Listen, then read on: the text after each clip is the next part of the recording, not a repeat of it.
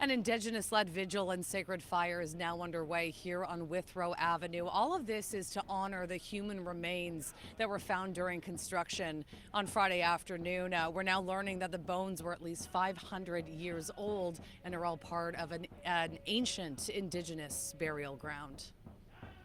Those people, they've been here a long time, and now they're coming to the surface, and they want us to tell their story. Philip Cote of Moose Deer Point First Nation is a well-known Indigenous artist, activist, and historian here in Toronto. He tells me the Riverdale neighbourhood is rich with Indigenous history. At the bottom of the Don River was the largest wetland in North America, and it was a big hunting ground.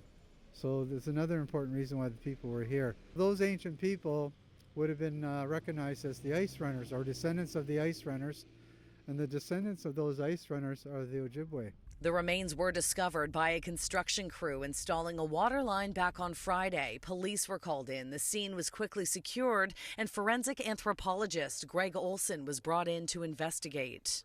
You were the one in the trench examining these remains, and how did you make that identification? The bones have been in there a very, very long time. They had actually started to degrade as I was looking at them. With our Indigenous friends, their teeth are what we call shovel shaped. In other words, they curl in at either side, and they're very distinctive. And that is, in fact, what I found on Saturday. The area has been known as an archaeological site since at least 1886, when crews excavating the initial construction of Withrow Avenue found communal grave sites in the area. Withrow Public School now occupies a site of former Indigenous encampments where a spear point dating back about 7,000 years was discovered. Olson believes the remains found on Friday are likely 500 to 600 years old, and says he also discovered an artifact similar to that ancient spear. If you've seen the plaque there, basically it's the same thing, Shauna, only it's not sharp, but it's the very same shape.